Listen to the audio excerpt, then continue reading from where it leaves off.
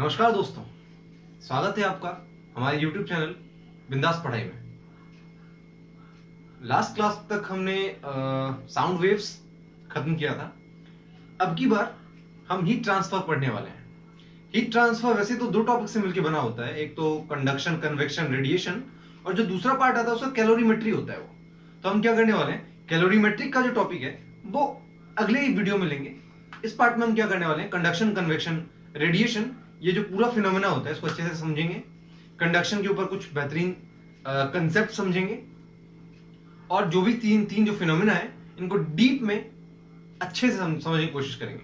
आपको फायदा कैसे मिलेगा इनका, जैसे कि हम देख रहे हैं कि जेईई मेंस और नीट का जो एग्जाम होता है ज्यादातर फॉर्मूला बेस्ड होता है, तो यहाँ पे मैं ऑलमोस्ट सभी तरह के फॉर्मूले कवर करने की कोशिश करता हूँ। तो आप इनको एक बार वीडियो को देख के इनके नोट्स बना के आप इन्हीं से रिवाइज करने की कोशिश करना, और जितने भी आपके पीवाईक्यूज हैं, चाहे वो नीट के हो या जेईई मेंस के हो, जिसकी भी आप तैयारी कर रहे हो, उनके पीवाईक्यू सॉल्व करना स्टार्ट कर देना। इसके बाद आपको किसी तरह की थ्योरी की जरूरत नहीं है। तो चलिए बढ़ते हैं आगे।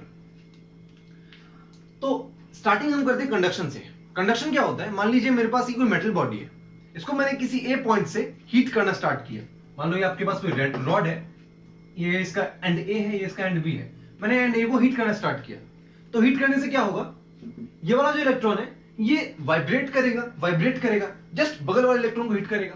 ये वाला जो इलेक्ट्रॉन है ये वाइब्रेट करके, यहां में दिखाया तो काफी दूरी है, लेकिन वास्तव में क्या होता है, इतना दूरी होता नहीं है ना, इलेक्ट्रॉन काफी चिपके होते हैं। तो ये जो दो इलेक्ट्रॉन क्या करेंगे, ये दोनों ऑसिलेट करेगा, ये वाला जो इलेक्ट्रॉन इसको हिट करेगा, फिर ये वाला इलेक्ट्रॉन आपस में मतलब आगे ऑसिलेट करता करता अगले वाले को हिट करेगा, एंड सो ऑन। तो क्या हुआ, ये वाला इलेक्ट्रॉन हिट करेगा ऑसिलेट करते करते इसको, ये वाला ऑसिलेट करते करते इसको, ये वाला आगे तक, और इसी तरीके से जो एनर्जी आपके पास यहां से जो ए गर्म होता, वो ए का जो टेम्परेचर है वो कहीं ना कहीं बी तक पहुंच जाएगा। क्या बात समझ में आती है क्या? तो क्या मैं इस सवाल में आपसे एक क्वेश्चन पूछूं कि क्या यहाँ पे इलेक्ट्रॉन का मोशन हो रहा है, क्या ये वाला इलेक्ट्रॉन खुद मूव करके बी तक जा रहा है, क्या एनर्जी का ट्रांसफर ये वाला इलेक्ट्रॉन मूव करके बी तक जा पहुंच के करा रहा है क्या? तो नहीं। मैंने क्या कहा आपसे, ये तो सिंपली अपनी जगह पे ऑसिलेट कर रहा है ना, ये अपनी जगह पे ऑसिलेट कर रहा है और बगल वाले को हिट कर रहा है, फिर ये वाला अपनी जगह पे ऑसिलेट कर रहा है और अगल मतलब इसका जो अगला पार्टिकल उसको हिट कर रहा है। इसका क्या मतलब है कि कंडक्शन में पार्टिकल खुद मूव नहीं करता, कंडक्शन में इलेक्ट्रॉन खुद मूव नहीं करता, बल्कि वो जस्ट ऑसिलेट करता हुआ जाता है, बगल वाले को हिट करता है। क्या बात समझ में आती है? दूसरी बात कि यहाँ पे जो अपने पास जो इलेक्ट्रॉन मतलब यहाँ पे जो एनर्जी का ट्रांसफर होता है वो क्यों होता है, because of collision of electrons. Electron से कोलिजन के कारण इलेक्ट्रॉन एनर्जी का ट्रांसफर होता है। दूसरी बात, जैसे मैं आपको बताया कि इलेक्ट्रॉन अपनी पोजीशन चेंज नहीं करते। क्या दोनों बात समझ में आई? बात करते हैं कंडक्शन में हमने कुल मिलाकर दो तरीके चीजें मेन सीखी। पहली बात क्या कि इलेक्ट्रॉन खुद मूव नहीं करता, बल्कि वो ऑसिलेट करता हुआ बगल वाले को हिट करेगा, ये ऑसिलेट करता हुआ बगल वाले को हिट करेगा। तो ऐसे ही एनर्जी एक एंड से दूसरे एंड तक पहुंच जाती है। क्या बात समझ में आती है? दूसरी इंपॉर्टेंट बात क्या है, यहाँ पे जो एनर्जी या हीट ट्रांसफर होता है वो किसके कारण होता है, इलेक्ट्रॉन्स के कोलिजन के कारण, और इलेक्ट्रॉन अपनी जगह चेंज नहीं करता। ये दो ही बात है कंडक्शन में। बढ़िया। कंडक्शन में क्या होता है, मान लीजिए मेरे पास एक कोई कंटेनर है, इसमें पानी भरा हुआ है, नीचे से मैंने इसमें हीट जो है ना हीट देना चालू कर दिया किसी फ्लेम से या बर्नर से। क्या होगा, नीचे जो मेरे पास पानी के मॉलिक्यूल्स हैं ये पहले गर्म होंगे, मतलब यहाँ पे जो पानी का जो पार्टिकल होगा, जो मॉलिक्यूल होगा, ये पहले गर्म होगा, ये गर्म होकर ऊपर जाएगा। ये जो पानी का पार्टिकल है, हीट यहाँ पे इसके ज्यादा करीब है, तो ये पहले गर्म होकर ऊपर जाएगा, क्योंकि हम जानते हैं जो भी चीज गर्म होती है वो ऊपर पहुंच जाती है, तो ये गर्म होकर ऊपर पहुंच जाएगी। ये वाला जो ऊपर का मेरे पास लेयर है, ये तो अभी इसके रिस्पेक्ट में ठंडा है ना, तो ये क्या करेगा, क्योंकि ये ठंडा है और नीचे मेरे को हीट मिल रही है, तो ये जो है ठंडा वाला जो पानी के जो मॉलिक्यूल्स है ये नीचे आ जाएंगे गर्म होने के लिए। गर्म वाले मॉलिक्यूल्स कहां गए, ऊपर चले गए, क्योंकि ये जो भी चीजें गर्म होती है वो ऊपर पहुंच जाती हैं। तो यहाँ पे जो गर्म वाले जो पार्टिकल्स थे पानी के मॉलिक्यूल्स से, ये ऊपर पहुंच गए, ठंडे वाले नीचे आ गए। फिर जब ठंडे वाले पार्टिकल गर्म हो जाएंगे फिर ये ऊपर जाएंगे, फिर ऊपर वाले पार्टिकल जब ऊपर जाके मतलब यहाँ से जो पार्टिकल गए गर्म होंगे, ऊपर जब ठंडे हो जाएंगे फिर ये नीचे आएंगे। तो कुल मिलाकर ये जो पूरी साइकिल ये चलती रहती है। अब इसमें आपसे एक सवाल पूछूं, क्या इसमें पानी के जो पार्टिकल्स हैं उनका मोशन हो रहा है? बिल्कुल हो रहा है। क्या हुआ, जो पहले गर्म हुआ ऊपर गया, फिर ठंडा वाला नीचे आया, फिर ठंडा वाला गर्म होकर ऊपर गया, एंड सो ऑन। मतलब यहाँ क्या हो रहा है, पानी के पार्टिकल्स का मोशन हो रहा है। क्या पहले वाले कंडक्शन में किसी तरीके से कोई मोशन होता था? नहीं, वहां तो सिंपली ऑसिलेट करता था अपनी जगह पर, लेकिन यहाँ पे मोशन हो रहा है। अच्छा, दोनों में एक चीज कॉमन है कि कंडक्शन और कन्वेक्शन दोनों में ही मीडियम की जरूरत होती है। यदि मीडियम नहीं दोगे तो कंडक्शन और कन्वेक्शन नहीं होगा। मान लो मैंने यहाँ से मीडियम ही गायब कर दिया, रॉड ही गायब कर दिया, तो आप क्या करोगे, मतलब इसमें फिर एनर्जी ट्रांसफर किस बात का, भाई काय का एनर्जी ट्रांसफर? यहाँ पे मान लो मैंने पानी का कंटेनर ही गायब कर दिया, तो किस चीज का एनर्जी ट्रांसफर आप करते रह जाओगे? तो कुल मिला के क्या है जो हमने मेन बात सीखी है, कंडक्शन में आपको एनर्जी का जो ट्रांसफर होता है उसमें इलेक्ट्रॉन्स कोलाइड करते हैं, ये अपनी जगह चेंज नहीं करते। कन्वेक्शन में क्या होता है, जो पार्टिकल्स जो है वो अपनी जगह चेंज करते हैं। दोनों में जो एक बात कॉमन निकली वो क्या बात है कि दोनों में मीडियम की आवश्यकता होती है। बढ़िया। अब देखते हैं रेडिएशन में। रेडिएशन तो बहुत सारी चीजें, मान लो मेरे पास ये पेन है, इसने कुछ रेडिएशन ले लिया, मान लो मैं हूं, मैंने कुछ रेडिएशन ले लिया। रेडिएशन होता क्या है भाई, मान लो ये कोई ऑब्जेक्ट है, इसमें मैंने कुछ हीट दे दी, ये जो ऑब्जेक्ट है मान लो कुछ इसमें मैंने क्यू हीट दे दी, कुछ क्यू एनर्जी दे दी। इसके पास तीन ऑप्शन है भाई, इसके पास तीन ऑप्शन है। कौन कौन से तीन ऑप्शन है, या तो ये हीट रिफ्लेक्ट कर दे, या तो ये हीट रिफ्लेक्ट कर दे, क्यूआर, मान लो मैंने क्यूआर जो है यहाँ पे एनर्जी है इन रिफ्लेक्शन ऑफ हीट, मतलब यदि यहाँ पे हीट रिफ्लेक्ट करेगा तो उसकी एनर्जी क्यूआर है। उसी तरीके से कुछ एनर्जी एब्जॉर्ब कर सकता है, उसकी एनर्जी कितनी है, क्यू है। कुछ एनर्जी ये ट्रांसमिट कर सकता है, मतलब दूसरे पार्टिकल को दे दे, उसकी एनर्जी क्या है इसके पास, क्यूटी। मतलब जो इसके पास क्यू हीट आई है उसके इसके पास तीन ऑप्शन है, या तो वो अपने पास रख ले, एब्जॉर्ब कर ले, या तो वो रिफ्लेक्ट कर दे, या तो वो ट्रांसमिट मतलब दूसरे ऑब्जेक्ट्स को दे दे। क्या बात समझ में आती है। अच्छा मान लो जो मेरे को हीट मिली है, इससे यदि मैं इस इक्वेशन को डिवाइड कर दूं तो मेरे को क्या मिलेगा, मान लो मैंने क्या किया इस इक्वेशन से, मतलब Q से मैंने डिवाइड कर दिया, Q से मैंने डिवाइड कर दिया, तो क्या होगा, Q बाई Q तो यहां 1 हो जाएगा। QR बाई Q जो होगा ये क्या हो जाएगा, रिफ्रैक्टिव एनर्जी। यहाँ पे जो QR बाई Q हो जाएगा ये क्या हो जाएगा, यदि मैं मान लो स्मॉल r से डिनोट करता हूं, ये स्मॉल r क्या हो जाएगा, रिफ्रैक्टिव एनर्जी। मतलब जो आपको एनर्जी मिला है इसका कितना पार्ट इसने रिफ्लेक्ट कर दिया। QA क्या हो जाएगा, एब्जॉर्प्शन, मतलब जो इसने एब्जॉर्ब किया है वो वाली एनर्जी।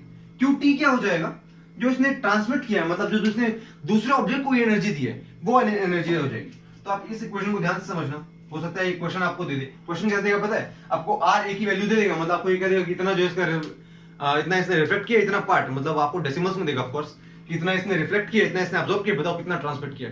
तो इसको ध्यान समझ लेना, क्वेश्चन पूछ सकता है, वैसे इतना इंपॉर्टेंट तो नहीं है। तो ये तो बेसिकली थियोरेटिकल कॉन्सेप्ट हो गया। अच्छा न्यूमेरिकल जो बनता है मतलब इस टॉपिक पे न्यूमेरिकल बनेगा, वो ज्यादातर प्रोबेबिलिटी है कि न्यूटन्स लॉ ऑफ कूलिंग से बनेगा। तो इसको ध्यान से समझना। न्यूटन लॉ ऑफ कूलिंग क्या कहता है कि जो टेम्परेचर का चेंज होता है विद रिस्पेक्ट टू टाइम, जो ऊपर है ये टेम्परेचर है, नीचे वाला टाइम है, तो टेम्परेचर का change with respect to time वो किसी कांस्टेंट के बराबर होगा। क्या बात समझ में आती है, टेम्परेचर का change with respect to time किसी कांस्टेंट के बराबर होगा, और मल्टीप्लाई इसके साथ क्या हो जाएगा, T माइनस TS। यहाँ पे जो TS है ये सराउंडिंग का टेम्परेचर है, जो TS है आपके पास ये सराउंडिंग का टेम्परेचर है, और जो T है ये आपके पास एवरेज टेम्परेचर है। मतलब मान लो मेरे पास कोई दो टेम्परेचर है T1 T2, तो उनका एवरेज क्या हो जाएगा, ये T। एवरेज कैसे निकालोगे आप, T1 प्लस T2 बाई 2, और TS जो है आपका सब ये उस सराउंडिंग का टेम्परेचर है। ठीक है, मान लो कल को मेरे से किसी ने क्वेश्चन में पूछ लिया कि भैया बताओ मुझे dt बाई, मतलब जो dt बाई dt है, मतलब टेम्परेचर का difference with respect to time का चेंज, इसका जो ग्राफ बता दो मुझे टेम्परेचर से कैसे बनेगा। तो आपको बस सिंपल सा बात ध्यान रखना है, इसका जो ग्राफ होगा नेगेटिव स्लोप वाला ग्राफ होगा, नीचे की तरफ गिरता जाएगा। इसका क्या मतलब है कि जैसे जैसे मैं टेम्परेचर बढ़ाता हूं इसकी वैल्यू, मतलब टेम्परेचर का चेंज क्या होगा, गिरता जाएगा टेम्परेचर बढ़ाने से। दूसरी बात, मान लो मुझे उसने दो टेम्परेचर ही दे दिए, T1 T2 दे दिया, अब बोलेगा भैया T1 T2 को मुझे बताओ क्या सा क्या ग्राफ बनेगा यदि मैं टाइम बढ़ा दूं, तो मतलब यदि मान लो टाइम बढ़ाता जा रहा हूं, आगे तक टाइम बढ़ा दूं, तो T1 T2 का ग्राफ कैसे बनेगा। तो हम क्या करेंगे, इनिशियली तो मान लो आपके पास टेम्परेचर T1 है ना, बाद में आपको T2 बनाना है, इसके लिए आपको तुरंत नहीं बनने वाला है, इसमें बहुत टाइम लगेगा, धीरे धीरे धीरे धीरे काफी टाइम बाद आपको T1 से T2 मिल जाएगा। मतलब यदि आप टेम्परेचर T1 से T2 लाना चाहते हो तो तुरंत आपको नहीं मिलने वाला है, कुछ आपको टाइम देना पड़ेगा। तो वही टाइम का यहाँ पे है कि इनफाइनाइट टाइम बाद T1 से T2 बन जाएगा। अच्छा तीसरा बात हो सकता है, मान लो इसको यदि मेरे को इसको डिफरेंशियल इक्वेशन की मदद से सॉल्व करना हो तो क्या करूंगा मैं, dt, अच्छा यहाँ पे बायो वाले बच्चों को दिक्कत हो जाएगी जिनके पास मैथ नहीं है, dt को आपको यहाँ भेजना पड़ेगा, t माइनस ts नीचे ले आओ, इसका इंटीग्रेशन कर लोगे तो आपको ln t माइनस ts मिल जाएगा, जो चीज यहाँ पे लिखी हुई है। तो क्वेश्चन में मान लो कभी आपको ln का ग्राफ दे दे, बस ज्यादा तिकड़ा मत लगाओ, क्वेश्चन में आपसे पूछे ln delta t versus time का ग्राफ बताओ। ln डेल्टा t क्या है, टेम्परेचर में चेंज, तो ln टेम्परेचर का चेंज और टाइम का ग्राफ बता दो, तो वो क्या होगा, वो इसी ग्राफ की तरह होगा कि उसका स्लोप नेगेटिव हो जाएगा और ग्राफ गिरता जाएगा नीचे की तरफ। क्या बात समझ में आती है। यदि ग्राफिकल क्वेश्चन होगा तो इन तीन ग्राफ के अलावा कोई चौथा ग्राफ इसमें नहीं बनता। यही है न्यूमेरिकल, बिल्कुल हूबहू ऐसा ही कुछ आएगा कि मान लो मेरे पास टेम्परेचर इनिशियली 40 डिग्री था, 40 से 30 डिग्री बनता है 5 मिनट में। क्वेश्चन क्या है कि किसी ऑब्जेक्ट का टेम्परेचर जो है वो 40 डिग्री था, 40 से 30 बनता है 5 मिनट में। अब आपसे कह रहा है कि यदि सराउंडिंग का टेम्परेचर 16 डिग्री सेल्सियस है तो मुझे ये बताओ कितना टाइम लगेगा 30 से 32 होने में। आपसे ये क्वेश्चन पूछ रहा है कि 40 से यदि मान लो 30 हो जाता है 5 मिनट में, या 30 नहीं, क्वेश्चन में कुछ एरर है, या 36 होना चाहिए। 40 डिग्री से 36 डिग्री हो जाता है 5 मिनट में, तो ये बताओ 36 से 32 कितने मिनट में होगा, और कितना टाइम उसको 36 से 32 होने में लगेगा। तो आसान है। क्या कहता है मेरे को, मेरा जो इक्वेशन वो क्या कहते हैं कि टेम्परेचर का चेंज मतलब 40 माइनस 36 बाई टाइम। टाइम कितना, 5 मिनट।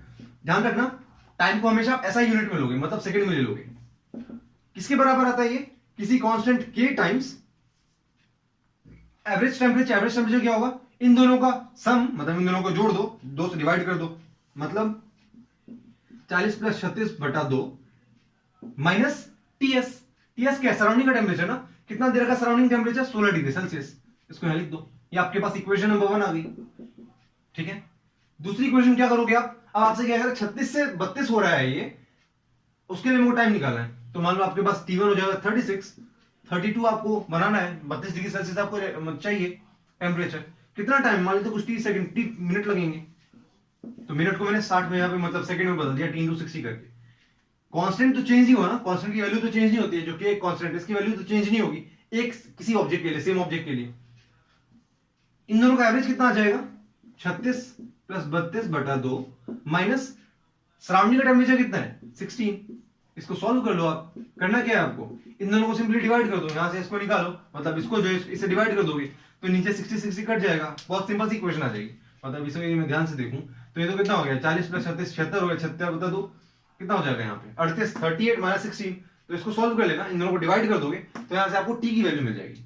टी की वैल्यू जो भी मिलेगी वो इसका आंसर आ जाएगा कि आपको इतना मिनट लगने वाला है या इतना टाइम आपको लगने वाला है 36 डिग्री सेल्सियस से 32 डिग्री सेल्सियस पहुंचने में।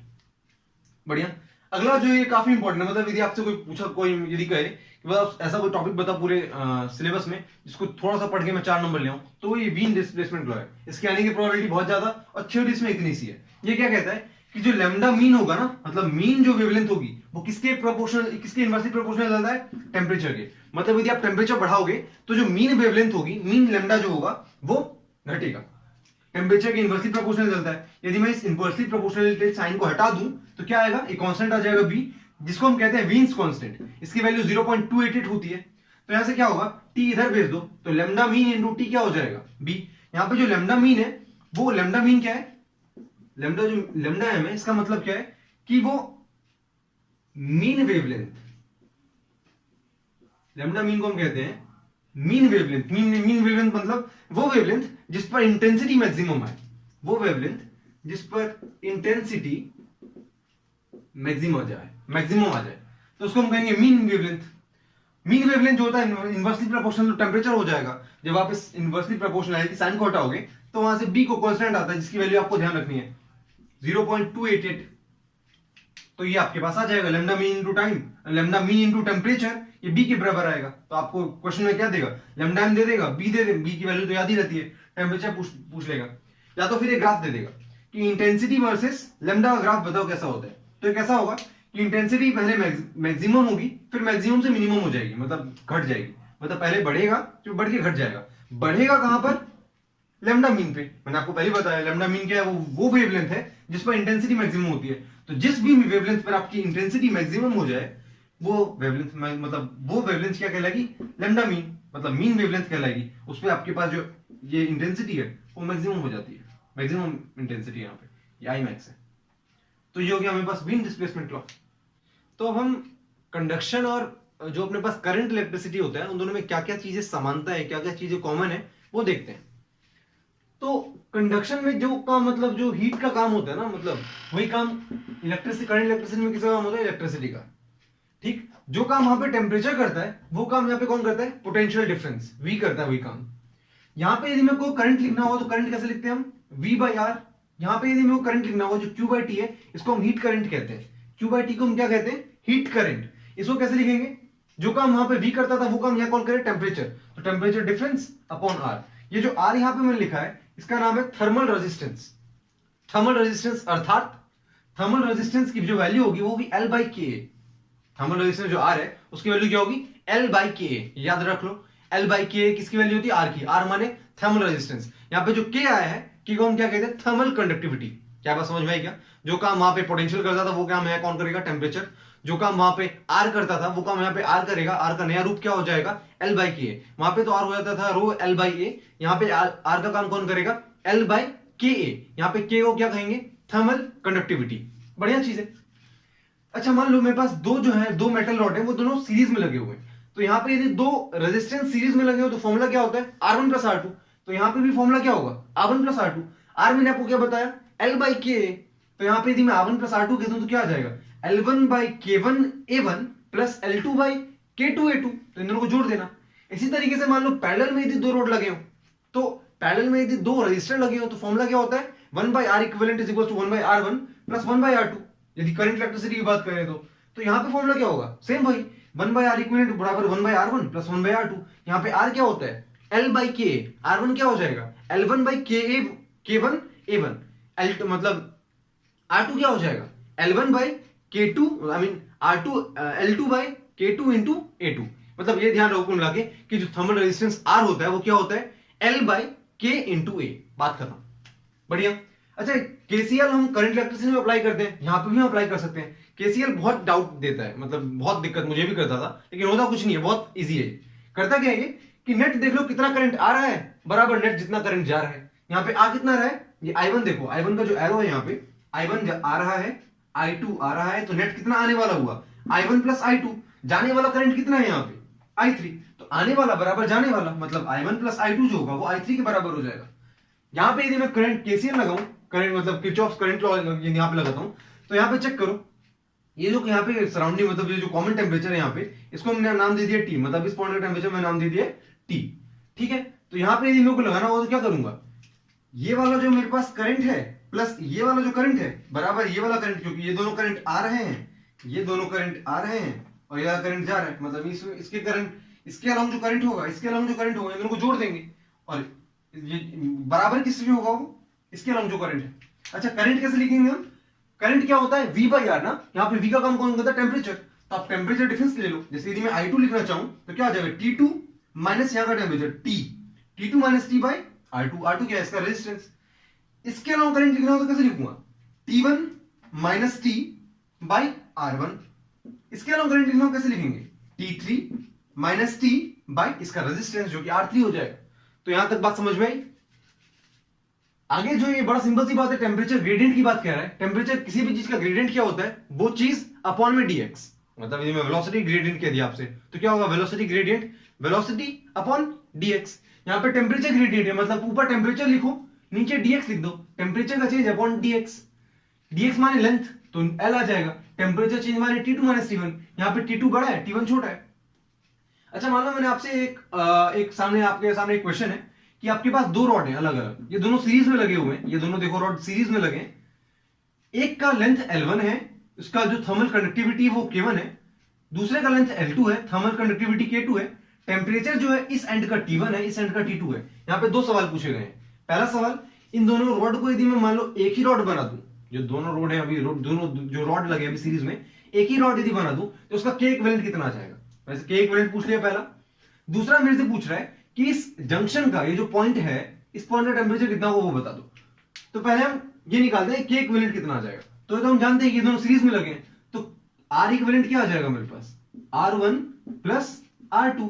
R इक्विवेलेंट माने L equivalent upon K equivalent into area. Area equivalent है ना, क्योंकि R क्या होता है, L बाई K। R1 क्या हो जाएगा, L1 by K1 A1 plus L2 by K2 A2। तो अभी तो मैंने सिंपली बस फॉर्मूला को रख दिया, यहाँ पे फॉर्मूला पुटिंग का काम हमने कर दिया। अब क्या चेक करते हैं L1 L2 है क्या, मतलब L1 L2 के उनको वैल्यू दिए। एरिया तो दोनों सेम रहेगा ना, क्योंकि मतलब रॉड का लेंथ, मतलब जो रॉड का एरिया है वो तो चेंज हुआ नहीं है। क्वेश्चन हमको एरिया से रिलेटेड कोई बात हमको दी नहीं है, तो हम क्या मानेंगे कि दोनों का एरिया क्या है, सेम। और जो हमारे पास जो फाइनल रॉड बना है उसका भी एरिया मेरे पास वही सेम है, तो एरिया क्या हो जाएगा, तीनों में सेम हो जाएगा। तो एरिया को हम काम करते हैं ना, कैंसिल कर देते तीनों तरफ, मतलब इस तरफ और इस तरफ हम एरिया को कैंसिल कर देते हैं, तो एरिया हट गया। तो L equivalent upon K equivalent कितना आ गया मेरे पास, L1 K2 plus L2 K1 bye K1 plus K2। तो यहां से आपके पास K इक्विवेलेंट कितना आ जाएगा, K इक्विवेलेंट आ जाएगा L equivalent times K1 plus K2 upon ये वाली चीज क्या है, L1 K2 plus L2 K1। यहां तक की बात हो गई, के इक्विवेलेंट तो निकल गया। दूसरा सवाल क्या था मेरा कि इस जंक्शन का टेम्परेचर बता दो। तो जंक्शन का टेम्परेचर निकालना बहुत आसान है, आपको बस टेम्परेचर ग्रेडियंट बराबर कर दो कि यहां का जो टेम्परेचर ग्रेडियंट है, यहां का जो टेम्परेचर ग्रेडियंट है वो यहां के टेम्परेचर ग्रेडियंट के बराबर हो जाए। आपको पता है टेम्परेचर T1 का ज्यादा है, क्वेश्चन में दिया है, तो हीट कहां से कहां फ्लो करेगी, T1 से T2 की तरफ। तो यदि इतने दूर का मेरे को टेम्परेचर ग्रेडियंट लिखना है तो कैसे लिखूंगा, टेम्परेचर का चेंज अपॉन में लेंथ, लेंथ तो L1 है ना। अच्छा, यहां का टेम्परेचर ग्रेडियंट लिखना होगा तो वो कैसे लिखूंगा मैं, टेम्परेचर का चेंज, इन दोनों में से ज्यादा टेम्परेचर T का होगा तो T minus T2 by length, यहां का लेंथ कितना है L2। तो यहां से यदि आप सॉल्व कर लोगे, यदि मैं क्रॉस मल्टीप्लाई कर दूं और वहां से यदि मैं T निकाल लूं तो यहां से आप T निकाल लेना, वो आपके पास टेम्परेचर ऑफ कॉमन पॉइंट आ जाएगा, मतलब इस पॉइंट कॉमन पॉइंट का टेम्परेचर निकाल लोगे। तो अब हम पढ़ेंगे slope of delta T versus delta X. यहां पर डेल्टा टी क्या है मेरे पास, change in temperature, delta X क्या है, चेंज इन लेंथ। तो हम जानते हैं कि करंट जो होता है वो क्या होता है, V बाय आर, मतलब potential difference by resistance. Potential difference का काम हीट में कौन करता है, टेम्परेचर डिफरेंस। और R जो है यहां पे हमने आपको बताया था R क्या होता है, L बाय के, L बाय के इंटू ए, L बाय के आ गया। L को मैंने मान लो कह दिया dx, मतलब बहुत छोटी लेंथ के लिए मैं मान रहा हूं, मतलब बहुत छोटी लेंथ के चेंज के लिए हम ये सारा पूरा एनालिसिस कर रहे हैं। तो मान लिया मैंने जो delta x by D x by के लिखूं यदि मैं, तो ये करंट आ जाएगा, क्योंकि करंट क्या होता है, V बाई आर, V का काम हो गया डेल्टा टी, R का काम हो गया L बाई के, L को मैंने यहां रखा है dx।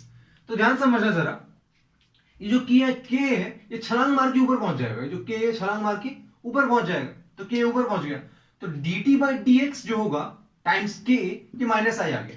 यहाँ पे माइनस क्या दिखाता है, माइनस ये दिखा रहा है इसका स्लोप लगातार घट रहा है टाइम के साथ, मतलब डिस्टेंस के साथ, जो x लेंथ के साथ है इसका स्लोप काफी घट रहा है, तो इसलिए हमने यहाँ पे नेगेटिव साइन ले लिया। तो dt बाई dx क्या आ जाएगा यहाँ से, माइनस आई बाई के। तो यदि कल को जाके कोई आपसे पूछता है कि बताओ मुझे slope of temperature versus length का स्लोप कितना आता है, आपको आई दे दिया है, के दे दिया है, ए दे दिया है, तो आपको क्या करना है, सिंपली कुछ नहीं करना, बस आई बाई के लिख दो, माइनस साइन लगा दो। माइनस साइन का मतलब क्या होता है कि स्लोप लगातार घट रहा है टाइम के साथ। तो यदि आपको आई दे दे, के दे दे, ए दे दे, तो और पूछ ले आपसे कि स्लोप कितना होगा, तो आंसर क्या होगा, माइनस आई बाई के। बढ़िया।